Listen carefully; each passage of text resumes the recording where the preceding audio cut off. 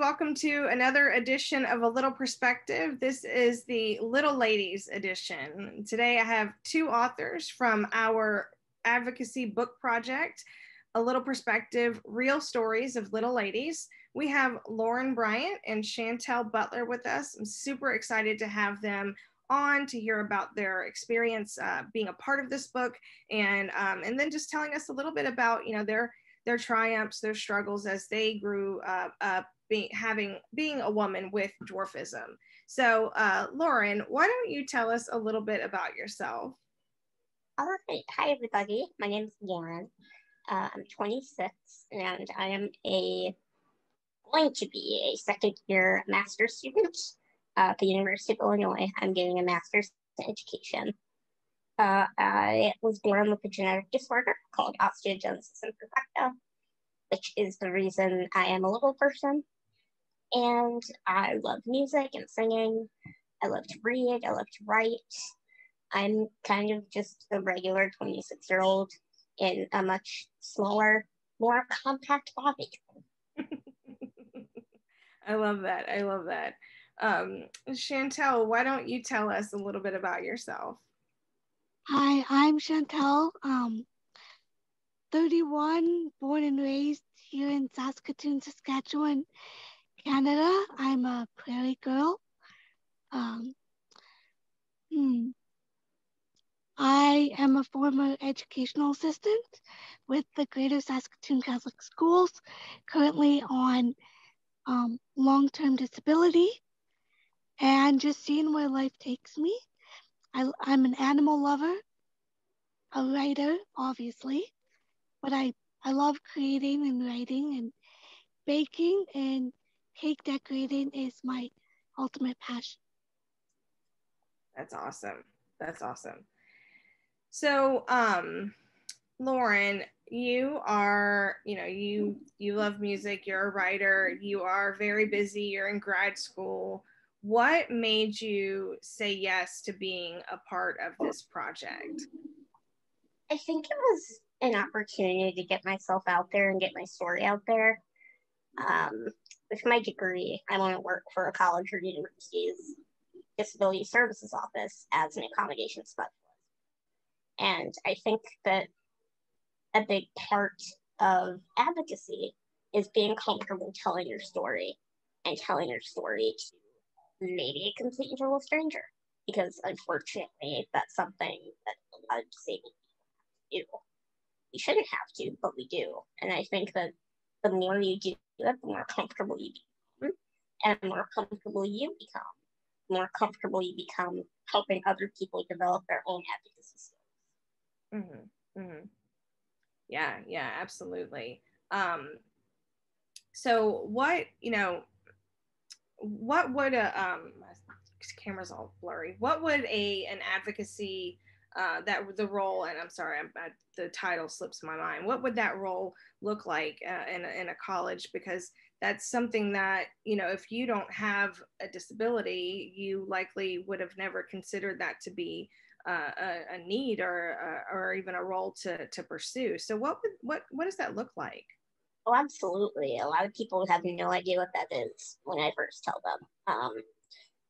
Basically, if you are a student with a disability on a college campus, and pretty much every college campus has one because it's required as part of the ADA, you are the person who works with students to figure out what accommodations they might need for their classes, and sometimes also for housing purposes. And you help the student advocate for themselves to faculty and staff. You help advocate to faculty and staff on behalf of the student if they're not comfortable doing so.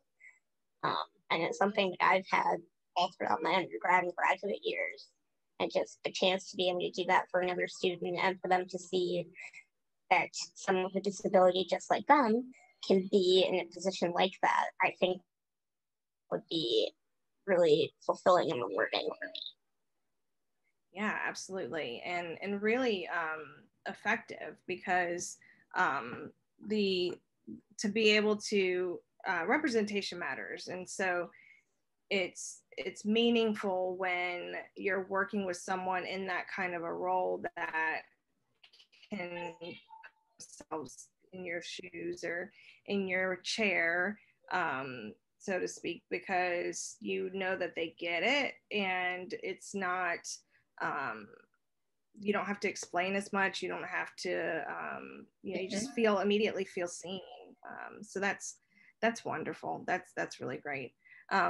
Chantell, you work in education too. You've worked in lower education. And so having to advocate for yourself, and then also being a role model for kids is just as important. So, what made you get into the education world, Chantell? In high school, I believe my senior year, I worked at elementary school just a couple blocks away that my brother and sister attended, actually. And so I knew a lot of families through there. And just from public community sports and in the area and whatnot. But at St. Vladimir, I worked in the before and after school program. And just, I have so many connections with teachers and principals and the like. And I was in retail before, and I just had been for years, and I just needed a change. And so I thought to do that.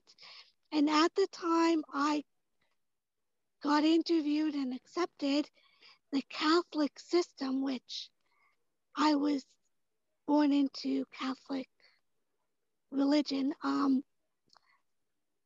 the time, you didn't need schooling, but now you do. And of course, for public, you still do. So, and then I had amazing references that vouched for me, and then got in, and it was a breeze. And I did a year of full-time subbing. So I was just on call all the time, and pretty much had to pick up the job whenever and went wherever in the city. And then I got on part-time permanent with Bishop Murray, which is a high school in the city. So I preferred elementary until I got to the permanent position in the high school, because it was that's awesome. Because it was halftime, I sub in the afternoon still. And so I'd go to elementary in the afternoon, and it was like, nope, high school's for me. Yeah, for sure. That's awesome. So Chantell, what made you say yes to being a part of this project? Well, I've always wanted to do advocacy, and I've always wanted to write a book. I actually have my own in the works for, who knows, down the road sometime. And this opportunity came up, and I think you and I met officially last year sometime. And I took one of your workout programs after Christmas, and then we just kept connecting, and I kept seeing your book projects you were in, and I'm like, oh my God, this would be great. And then I would even talk to Dawn, and then just timing wasn't right, amongst other things. And then you kept informing me that you had a project slowly in the works, and that you'd keep me in mind and keep me posted.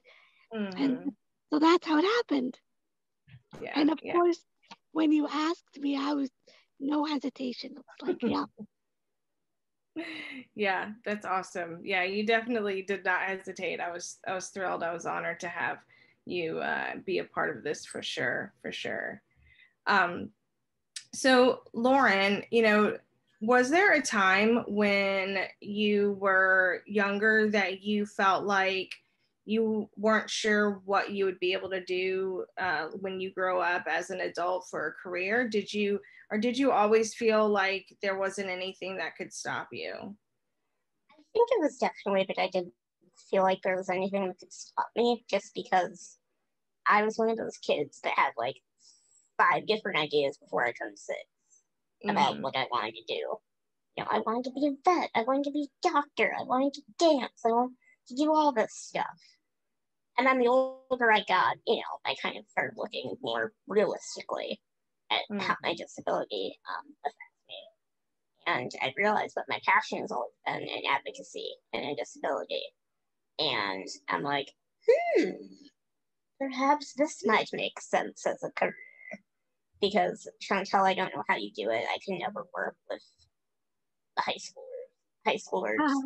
Even when I was in high school, I was like, no, I can't deal with you people. I'm so tired of you. I understand that aspect as well, though.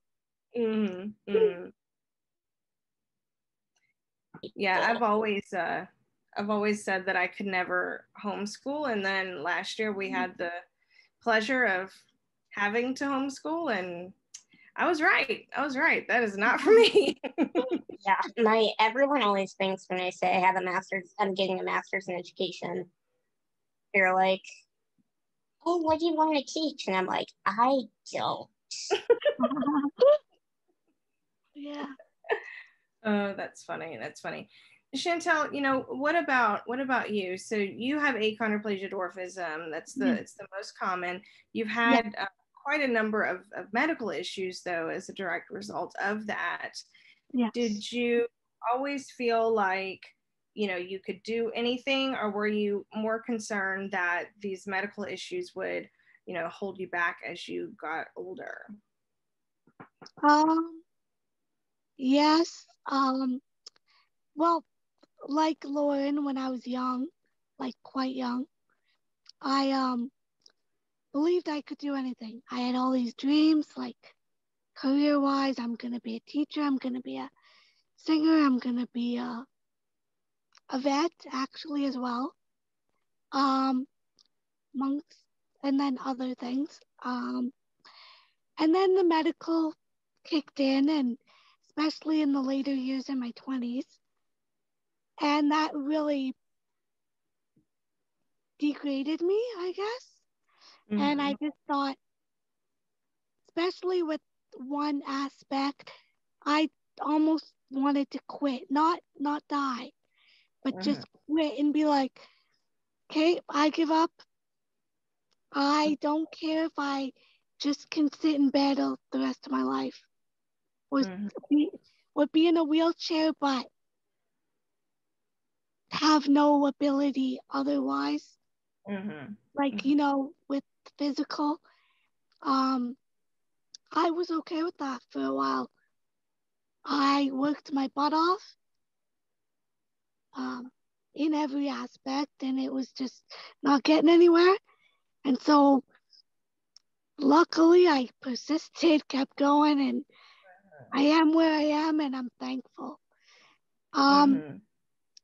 So yeah, there were obviously intermittent times when it's like, nope, I can't do anything. I'm little.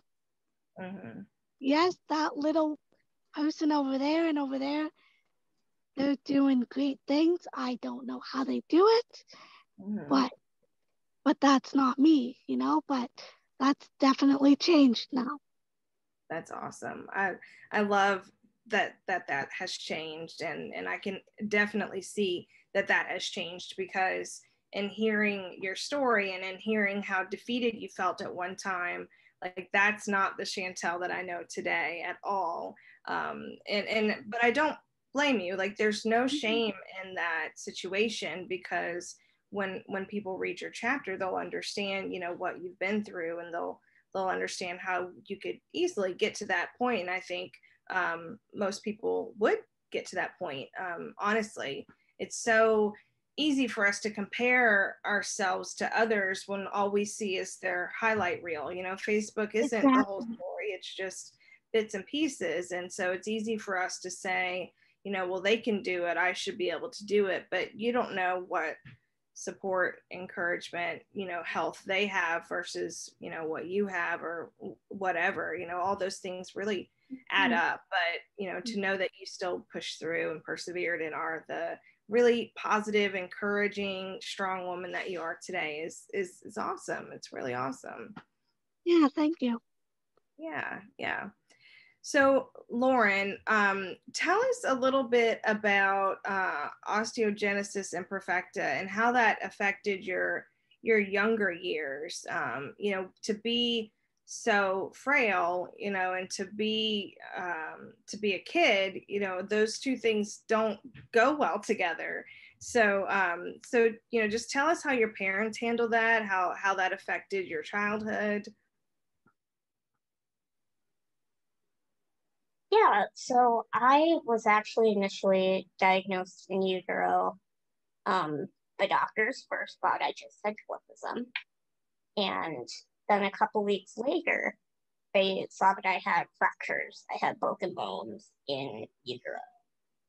And that's when they were kind of like, okay, so your daughter actually has this thing. It's super rare. Might not live very long. And of course, my parents was in 1995.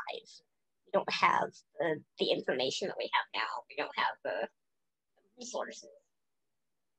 So they just start researching as quickly as they can. And when I was born, I was a C-section, for I think fairly obvious reasons. And I was born with both legs broken, both arms broken, and some broken ribs. And as a baby and like a really young child, I broke something probably every other week, approximately. Through, exploring my body like kids do. And just because I think it's hard to really grasp how fragile I was at that time. Mm-hmm. And my parents used to take me to my orthopedist every time I would break, and we'd do an x-ray and all that stuff. But eventually we just stopped doing it, and we would into the home. Because casts are too heavy for me. I would probably break above or below where the cast sits.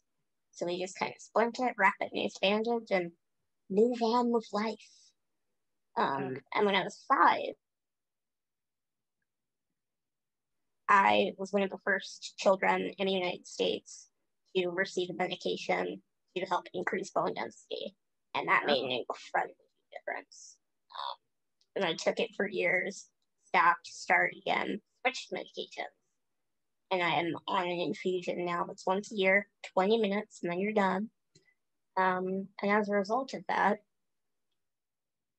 if you don't count the fact I broke my pinky in December, which I don't ever, I haven't broken anything in probably 4 or 3 years. Oh, wow.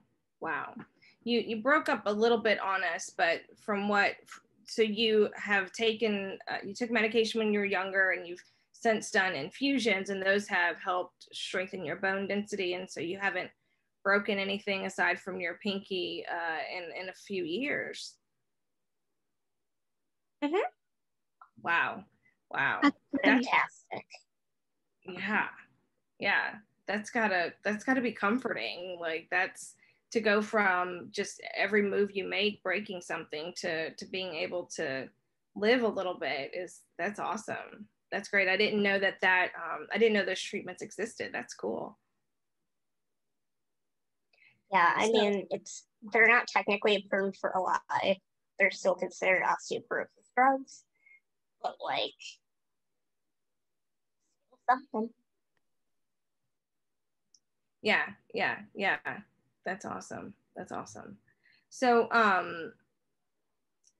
Chantell, when you were writing your chapter, your chapter's very personal, and you share a lot about some struggles that you have had, some medical situations that you've gone through. Was that a tough thing for you to kind of rehash and write again? Were you remembering things that, maybe you kind of have put to the side? What was that emotional process like when you were writing your chapter? Yeah, yes and no, like for difficulty emotionally.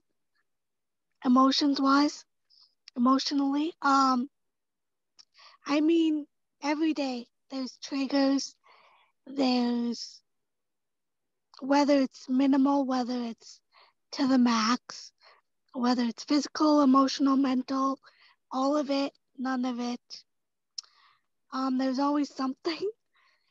But yes, writing, there were things that I put on the quite in the back of my mind, or maybe I thought about them a little bit, but not to the detail that came up for me, which I was thankful for. Just in the fact of I can process it deeper. And then also because I wanted to get so much across in my chapter. And like, even when I go back and read it, I'm like, shit, like, pardon my language, but like, I'm very vulnerable, very open in my chapter, but I'm grateful. And I don't mind, because looking back with a lot of the hospital stays, especially like I said, in my 20s, I was so open because I had to be. And it was like, okay, there's a freaking hot doctor just walked in, a hot nurse, and they have to help me with this. Yeah. Okay. Like, okay, fine. I feel so rough. I'm way too sick to even care. Like, so to me, it's just, I mean, I'm not gonna do anything drastic nowadays in my health, but I mean, at the time, I'm like, honestly, I don't care. Do what you gotta do. Just make me feel better. And then that's how I am with life now. Like, I can be so raw and open, especially if it's for advocacy reasons. I don't care. I'm an open book. That's awesome. That's awesome.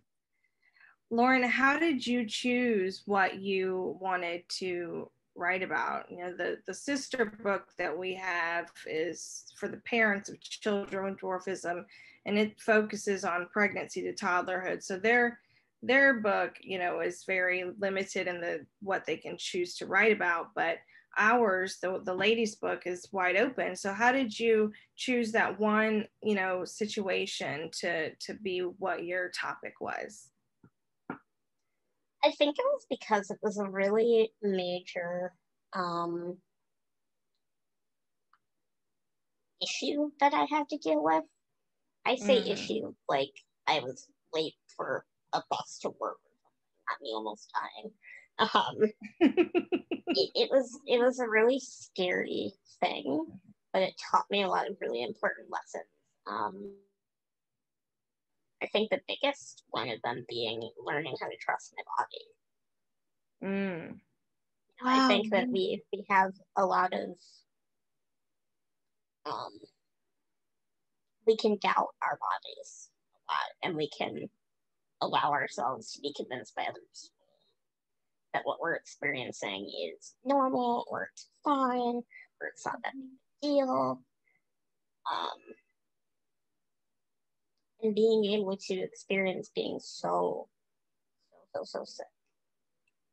And then being able to go, oh, this is what is normal for my body. This is not normal.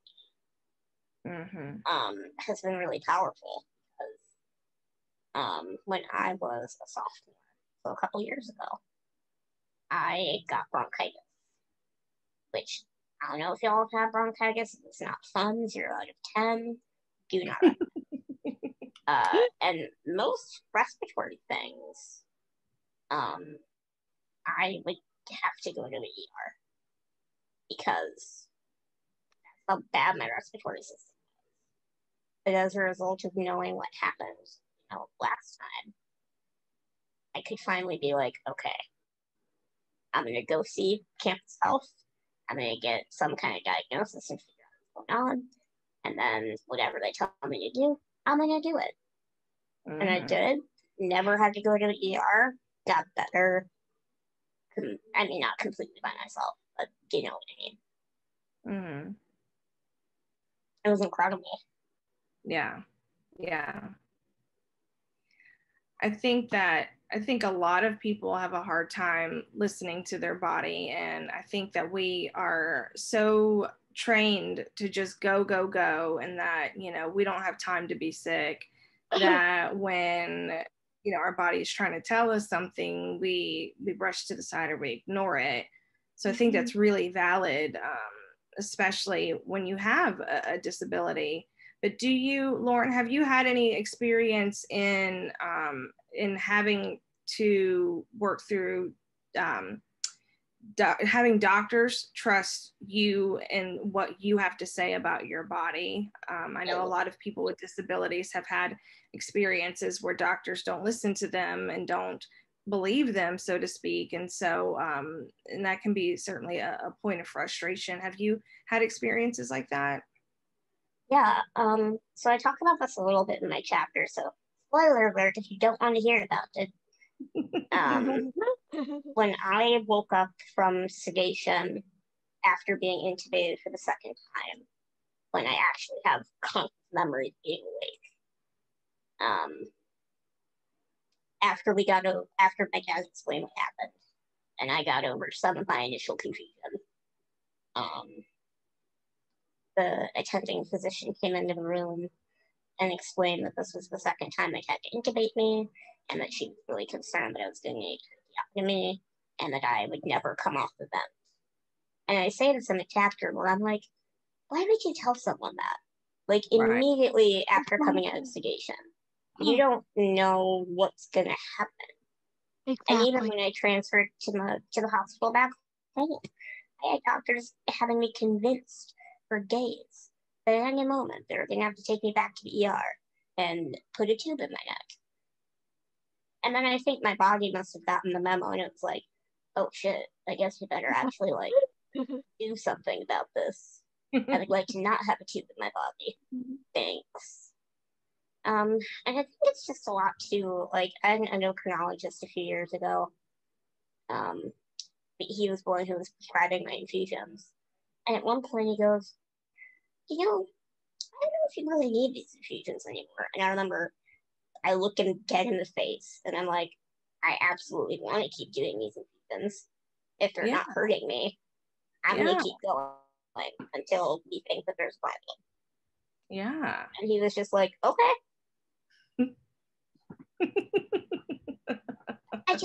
That's not his decision to make. Exactly.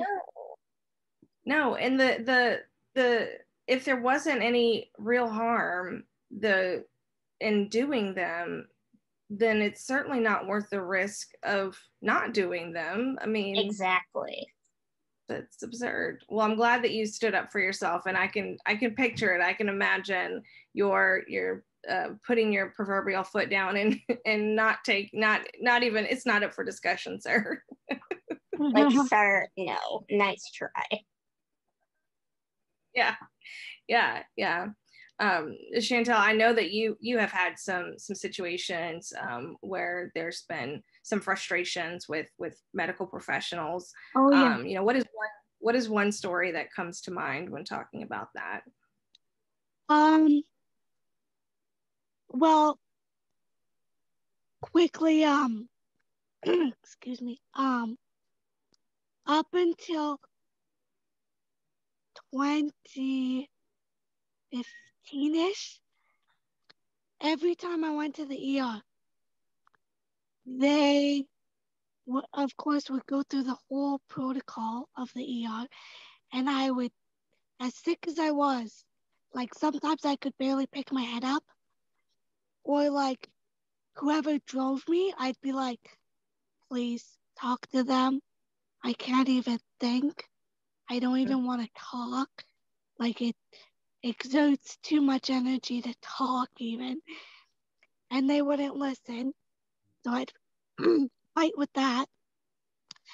And then again, going through the whole protocol, and I'd be like, I have hydrocephalus. I have a shunt. This is my doctor's name. This is like the neurosurgeon. Here's my neurosurgeon team members. If one of them's on call, please call them ASAP. They've told me to tell you that. Well, of course, because the doctors didn't tell the ER staff, they wouldn't listen to me. And then the last few times I had to go in, they knew me right away, and I'd be like, hi, and they'd be like, yeah, you're Chantell Forsyth. That was my name at the time.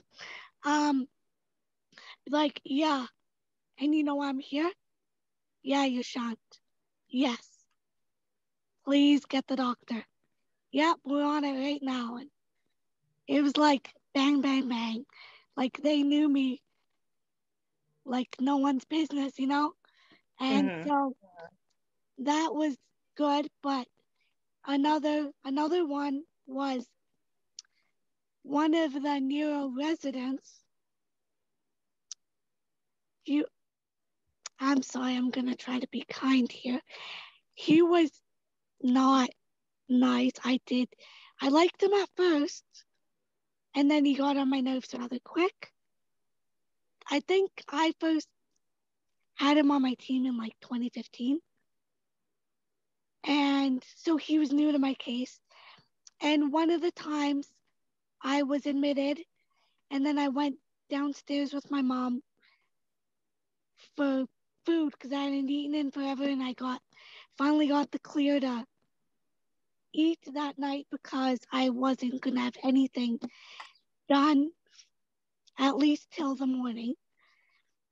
And so I went down to eat to the cafeteria, and he sees myself and my mom, and I'm in a wheelchair because I can't do anything. I'm that sick. And he basically said, why don't you just go home? You're lying. You're faking. Oh, wow. And of course, it was so long ago, I don't remember. But I remember that much. I'm paraphrasing. But I was so sick too. But I did tell him, like, you have no idea. Yeah. I'm not faking it. Right. I don't want pills. I don't want surgery again for the 15,000th time. Right. Yeah. I'm not getting anything out of this, dude. This is not fun. Exactly. Yeah. I think this is one of the reasons why we are all so passionate about advocacy is because we learned very early on that we had to be advocates for ourselves. So we had to speak up for ourselves and stand up for ourselves because the world is not made for us, and not to expect anyone to feel sorry for us, but to understand, when we are expressing our needs, our opinions on things, that it doesn't come because we want things handed to us.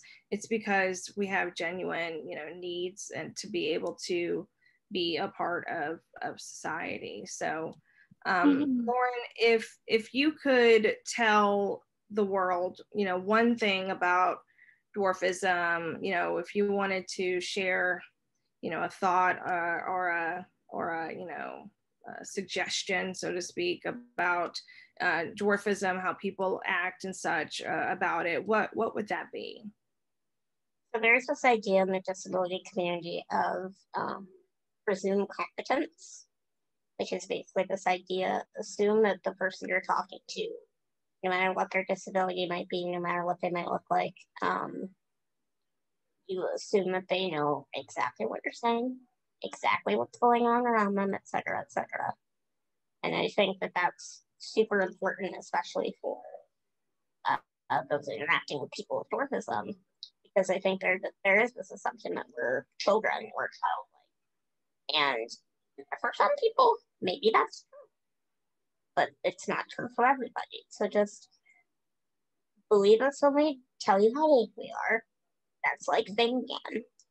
And then assume that we know what we want and we know what we're doing. Yeah. I think, honestly, I think that's the safest route anyway, because the worst case scenario is you assume that someone is capable, and then you find out they aren't, or they tell you they aren't, and then you make adjustments, as opposed to assuming they're not capable and then, you know, discounting them, not giving them an opportunity or a chance to be, say, or do whatever it is that they need to. I think that, and I'm sure that Lauren especially has experienced this, that that when you have a disability, and when you are physically disabled, that there is an assumption oftentimes that there's also a mental disability. My sister, you know, had some pretty severe disabilities due to her dwarfism, and people would assume that she was a kid. They'd assume that she, you know, couldn't talk, or, you know, whatever. You know, when we would go to a restaurant, they'd ask my mom or me what she wants to eat, and she's in her 30s, like, ask her. So again, like, when I turned 26, we went out for dinner, and the waitress asked my dad what I wanted, and I was just like, I want this. And she was like, okay. Yeah. Good for you. Yeah. So again, assume that they're able, assume that everybody is able, and then take it from there. I think that's a great one. Thank you, Lauren. Chantell, what would you like to share to the world about dwarfism, or just disabilities in general? Well, we can do everything that everyone else can do. We're human. We have feelings just like everyone else. We have thoughts, feelings, emotions. We go through the same struggles, heartache, school issues, peer issues, friendships, family issues. But at the same time, because of our disability, we don't, and it depends on the person, the uniqueness. We can't necessarily do everything everyone can do.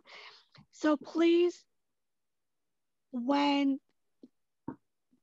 we say, like for myself, let's say, I'm willing to try everything once. But there are some things someone will tell me to do this, or I'll look at the situation, assess it. No, there's no way in heck I can do it.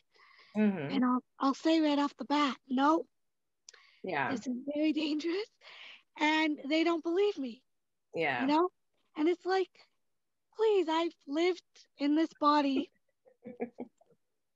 same height, so to speak, for the last 31 years.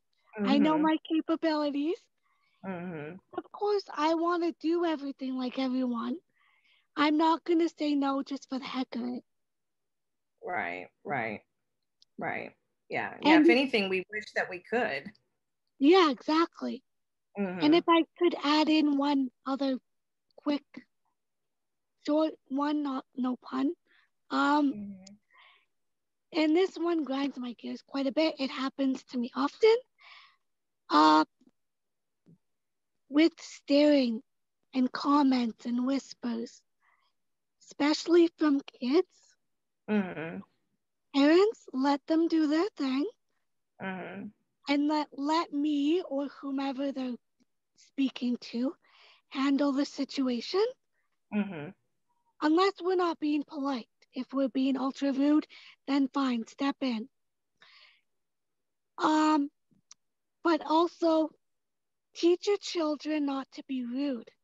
And if they are asking you questions about a person with a difference, it's okay to tell them, why don't you go ask them?